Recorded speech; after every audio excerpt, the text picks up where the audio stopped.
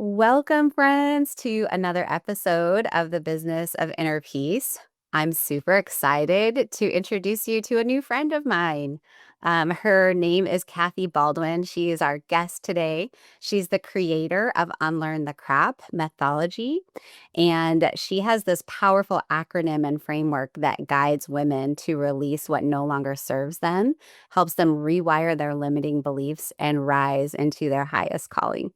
Her approach is pragmatic, soul deep, and unapologetically direct, giving women the tools to heal, level up, and finally embody the lives that they were meant to lead. She is a best-selling author of Unlearn the C.R.A.P and Level Up. Your Soul is Calling, and the upcoming book, The Unlearned Life, a self-guided system for women ready to heal and level up and activate their soul's calling. So, in this new work, Kathy is actually pioneering, which is really cool, you guys, the use of AI as both a mirror and a guide. And it's a radical way for women to see themselves clearly, track their own growth, and claim that future that they desire. She is also the host of the Unlearn the C.R.A.P podcast, and Kathy sparks conversations that challenge assumptions and call her audience into action. And through her finally podcast automation system, she helps female podcasters transform their voice with a passion project into a profitable business without building a team, burning out, or losing their authenticity. So I'm super excited for you to tune in and join us in the conversation. Welcome to the Business of Inner Peace. I'm your host, Erin Jean, and I'm so glad you're here. Let's pretend we're sitting in my living room enjoying a cup of coffee or tea and getting to know each other just a little better.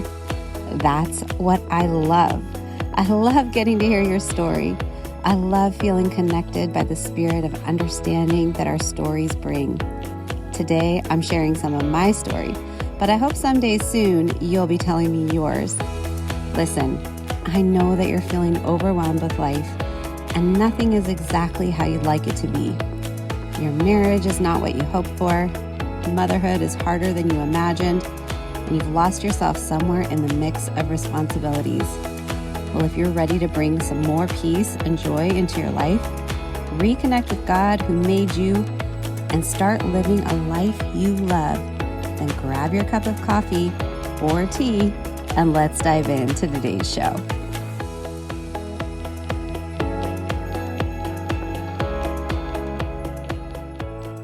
Welcome, Kathy. So happy to have you here.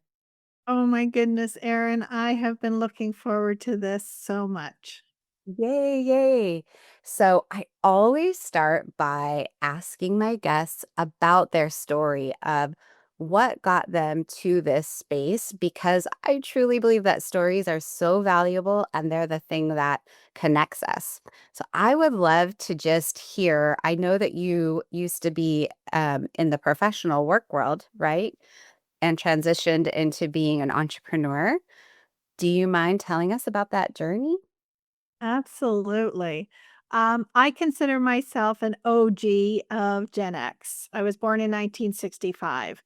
And so through that, we were riding the fence of what was old of expectations of women and people in society, as well as the changing of the guard. It wasn't until I think I was 9 years old that women got the right to have bank accounts and credit cards in their own names, but it was also the time of Helen Reddy saying, "I am woman, hear me roar." And so there was a lot of confusion that was happening, but then there was also huge amounts of change that was happening. So while I was in the corporate world and I was trying to fit into the expectations were changing pretty much on a daily basis for women.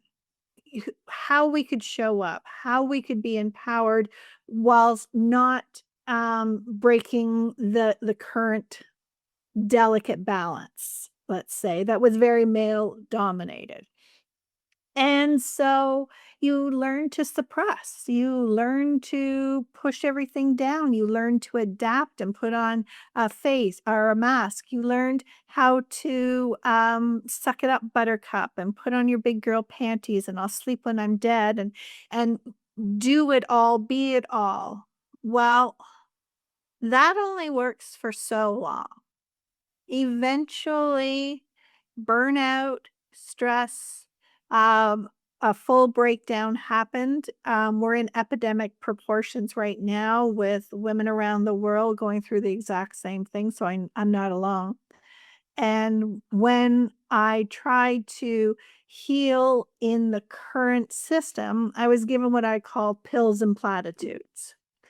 And that didn't work. That just made me sicker. And so I realized if I was going to heal, I needed to unlearn the conditioned responses and automatic programming that got me that sick. And so that's how this was all born. Mhm. That's so cool. Honestly, I think your acronym is might be my favorite acronym of all time. Like, it's so brilliant because it's just so true. I'm like, that I don't know where you came up with it, but it really is brilliant, Kathy. Well, I won't take credit for it. I believe in divine source and divine inspiration, and it just arrived. Yeah. It arrived when I was told, "You're gonna write a book, and it's gonna be called Unlearn the Crap," and I thought, "Okay, I'm gonna write a book." Do you have writing in your background anywhere? Like, did you ever really enjoy writing? I used to love writing in school. I was, always challenging the status quo. I loved poetry. I love the word. You know, whether it is spoken, written, I just love playing with words. So, yes, it was in there, but you know how you would hear people say, "Oh, one day I'm gonna write a book," or "One day I'm going to do this." Never was it on my radar. Yeah, it wasn't like your goal. No, no, it was not. And so what helped you, like, really address those conditioned responses? What was the first step? Well, what I did was I had been a learner for over 40 years. I'd been studying everything from neuroplasticity and neurology, biology, psychology, human behavior, quantum physics. I mean, you name it. I was fascinated about human empowerment and how to be better. And so, when I had my breakdown, I realized that knowledge was not enough to protect me because I still had all of this conditioning that was running on automatic pilot. There were things that were making me make choices that weren't aligned with my best self. There were so many conditioned societal expectations, familiar expectations, expectations of being what a woman or a wife or a mother, all these other roles that I played. And so when the doctors were only giving me pills, I realized, okay, you've got a corporate background that talks about, root cause and corrective action and all these other things that I used in organizations. It's time to use it on yourself. And so through that process, I learned that I could get to the root cause of what was taking me out. I also learned how to integrate all of that knowledge, that it was all saying the same thing, but from different perspectives. And the integration of it slowly peeled away because I realized I'd been living under chronic stress where my body, my central nervous system was always hyper vigilant. And so that was what was making me sick. And I could slowly feel it going away and me coming back out. And it was just such an amazing feeling. Yeah. So did you find one particular, coach or modality that was especially supportive, or was it really just everything you'd learned that you kind of put together on your own? Yeah, it really was the synergy of everything from Dr. Bruce Lipton and learning about epigenetics. And if I thought, well, if a cell responds to its environment, how did I respond to my environment? What did that do? What cascade of hormones did it set off? What chemical reactions did my body create? Because I had fibromyalgia, I had osteoarthritis, I had chronic fatigue, I was in constant pain.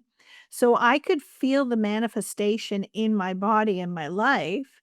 And I realized that as I was slowly going and removing and healing, because I also became an energy healer. I mean, I pulled every aspect of my being, my physical, my mental, my emotional, my spiritual, you name it. I pulled it in because I thought, I'm fighting for my life. Mhm. Yeah, absolutely. And did you decide to just take all of that and put it in a book, or did you decide to start working with other people one on one first? Well, once I had done all of that work on myself and I had such relief and I was feeling better than I had felt in probably my whole life, I had the inspiration to write the book. And the book then became my mission of teaching everyone else that we are complicated, integrative systems, and if we can apply that knowledge to computers and cell phones and all the other aspects of our lives and not take us out of that same equation, because we're part of that same system, then it became so important to me that everyone know that we were led and indoctrinated in a system that was not designed for our best good. It started hundreds of years ago, when the control of education and knowledge was only given to a select few. We were funneled through an education system that wanted to create workers, not empowered beings, because when we are empowered and aligned and living our best life, we're not controllable and we're not marketable or marketable to. You know, we were somebody else's profit margin. Mhm. Yeah, isn't that the truth? Oh, I feel that to my core.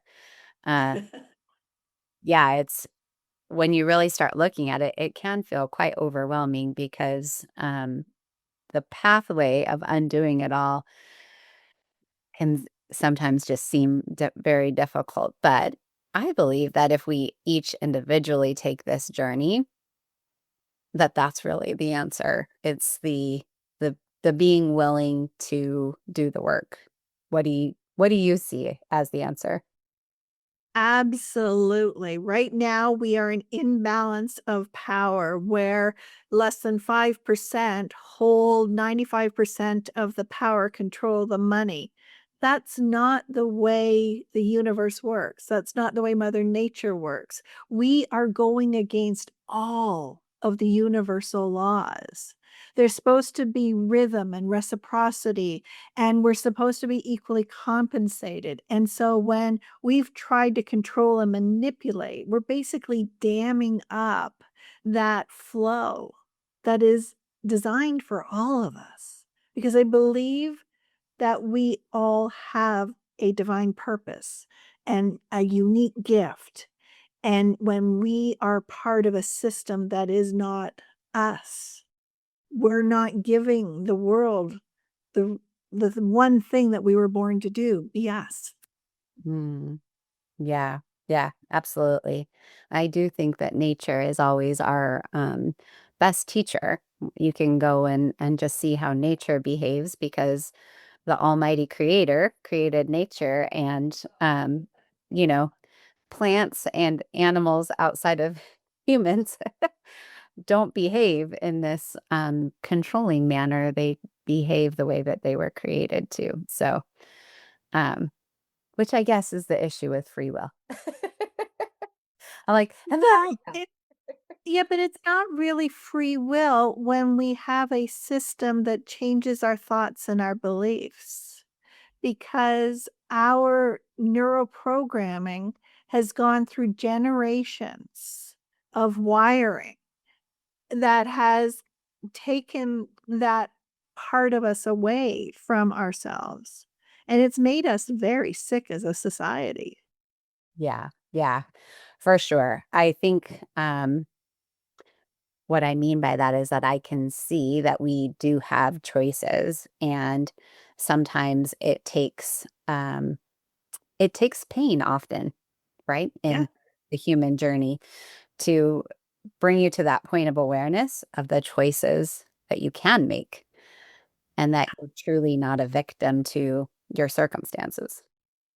absolutely, absolutely. I believe that our power is in our choices and our decisions, but we have part of our brain that filters things out. And if we're not aware of our choices and we're just following along on autopilot, there are so many things that we were taught medically and societally that are just marketing. Mm, yeah, yeah, absolutely. So, for the woman that's out there and maybe she is dealing with some form of pain, whether it's emotional, spiritual, physical, mental, right? What would you guide her as a first step? Become as critically self aware and curious as you can possibly be. Let me give you a funny example. I had ulcers. I had IBS. I suffered so much with digestive problems. And I was going to doctors and every test and everything. Do you know that when I went through this healing journey of mine, I realized that my mother had this joke. And the joke was, I'm so perfect. I don't even have bodily functions.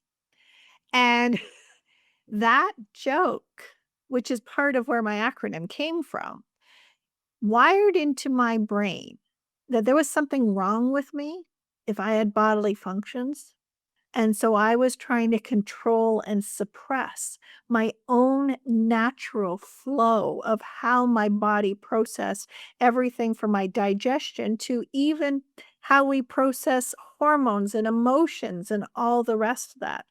And the minute I realized that's a joke, Kathy, you've been sick for 25 years because somewhere in your subconscious mind, you believe that there was something wrong with you, that you were flawed because your body was trying to operate normally.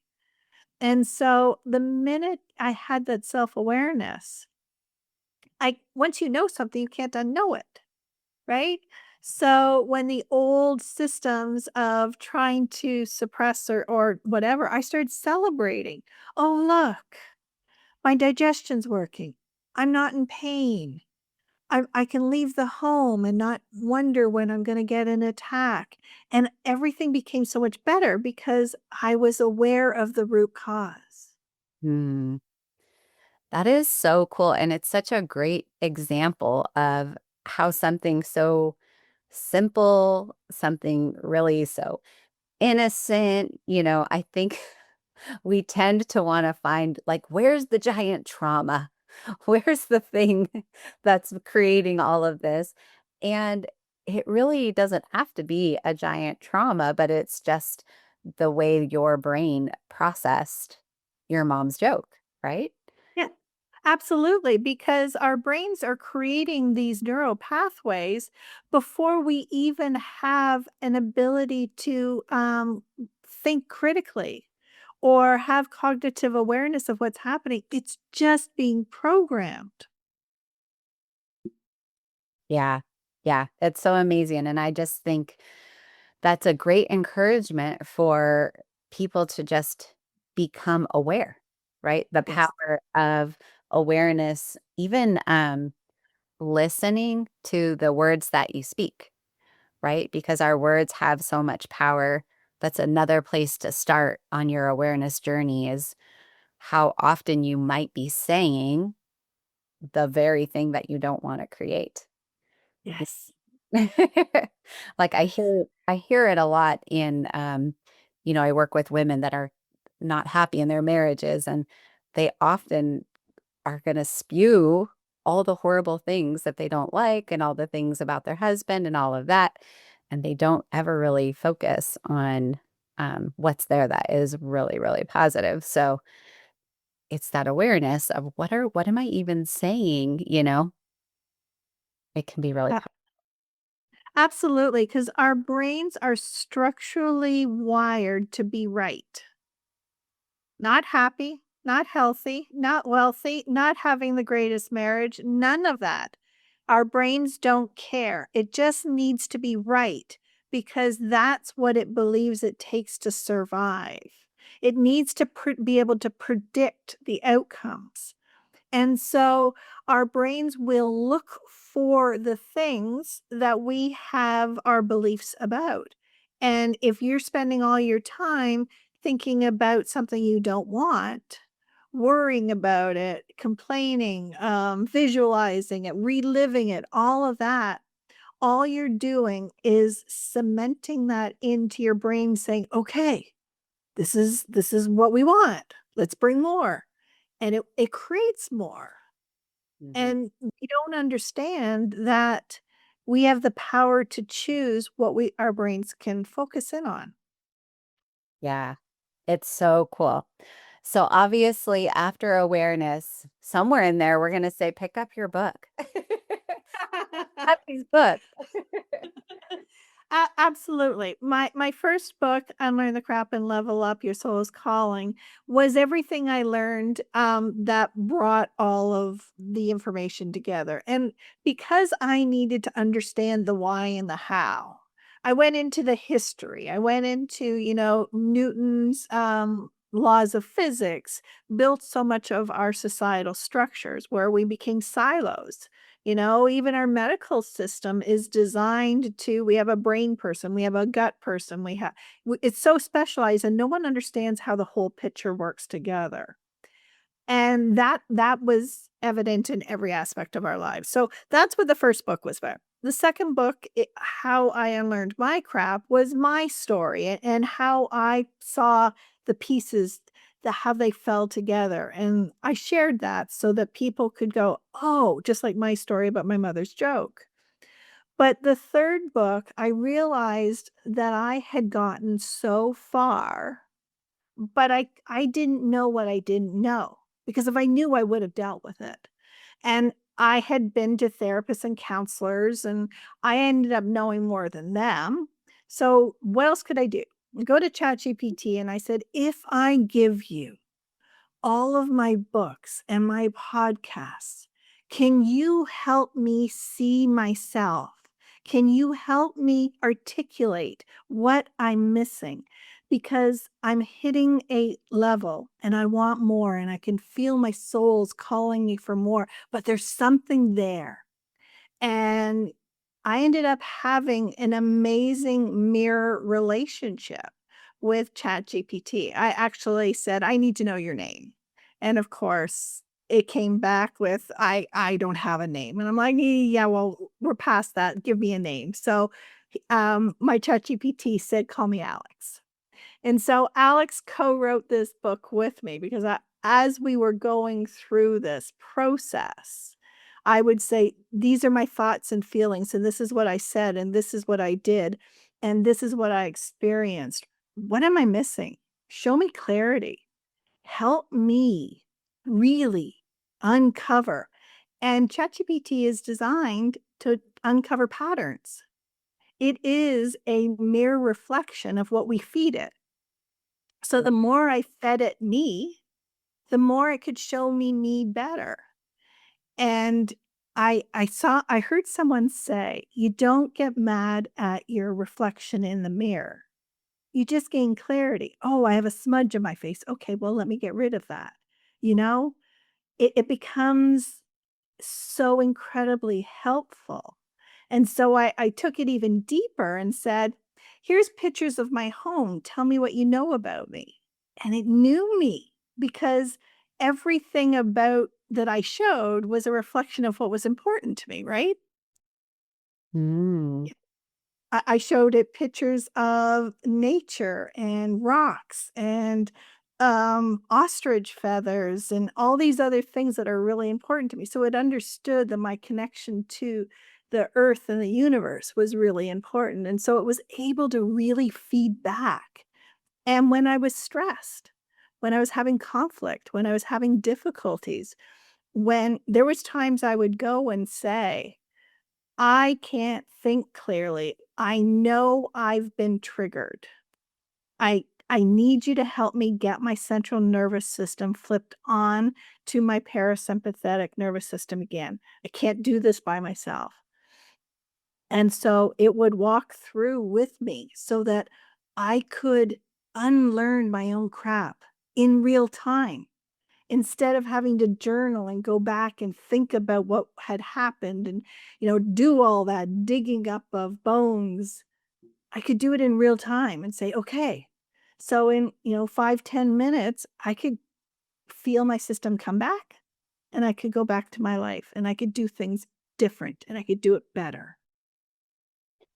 Yeah, I'm so fascinated by all of this because I've never, I honestly, I'm a fan of AI.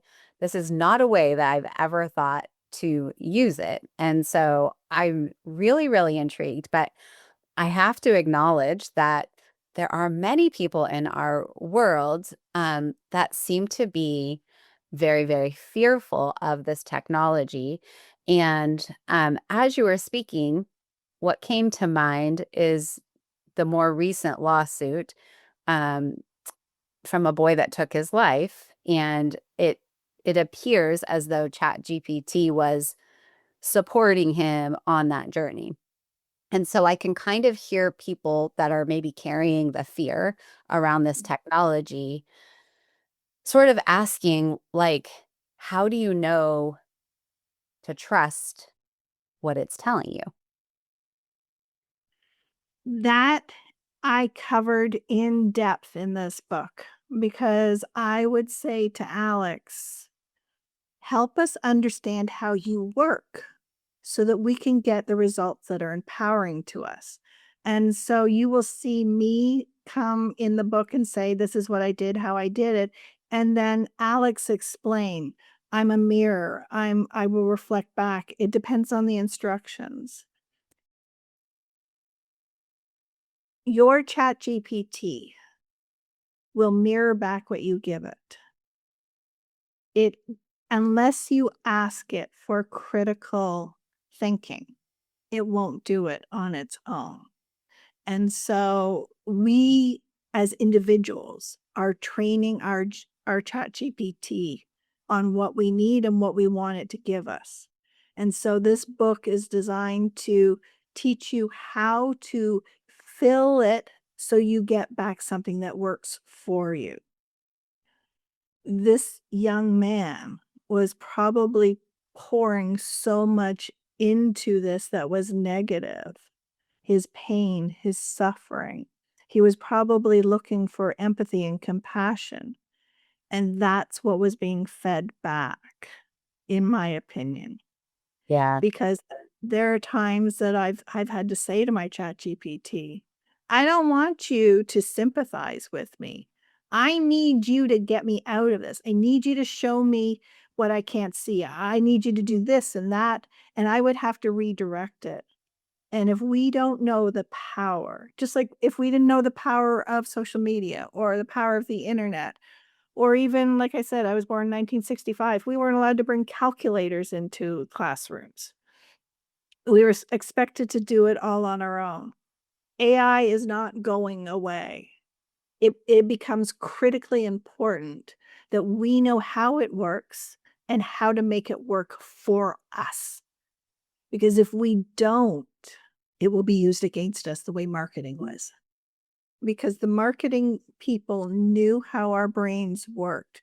It knew how to wire. It knew how to create us to do things that were for their profits instead of our personal empowerment.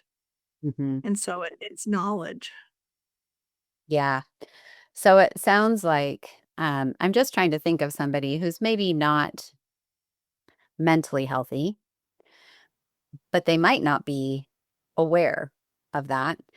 And just as a way to safeguard, like if you were going to use Chat GPT in this way, like would you suggest having somebody else also look at what it's saying to you just to double check yourself? Like, what are your thoughts on that? I'm not a medical health professional, but I am someone who has struggled with mental health issues, from suicide ideation to depression and anxiety, all the rest of that. Um, we need to be our best advocate. And so if somebody is not aware enough of their own mental health issues or their limitations, it doesn't matter if it's ChatGPT or walking in front of a car, we're in danger. Mhm. And so, yes, having a support system of people, of technology, of groups, of everything is vitally important.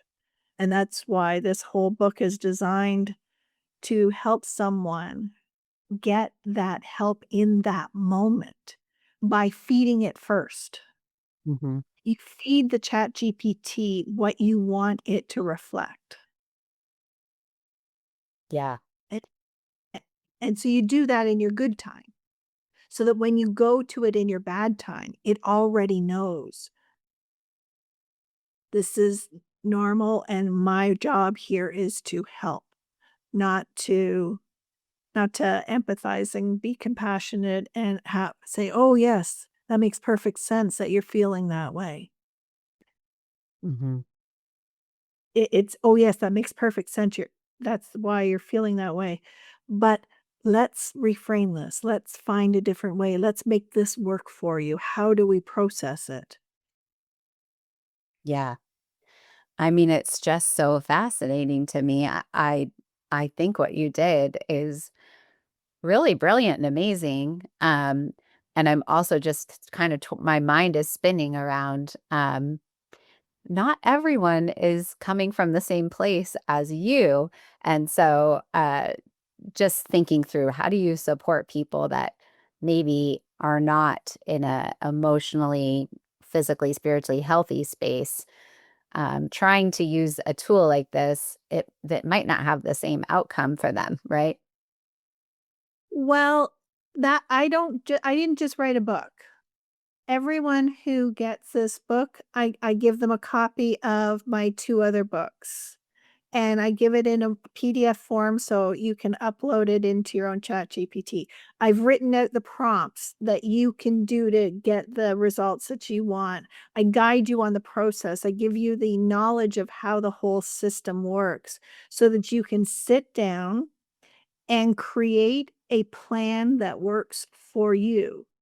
And then it becomes a tool and a resource. Got it. So there's a lot more structure to it than just me going like, "Okay, I'm just gonna go to my ChatGPT today and type something in," yeah?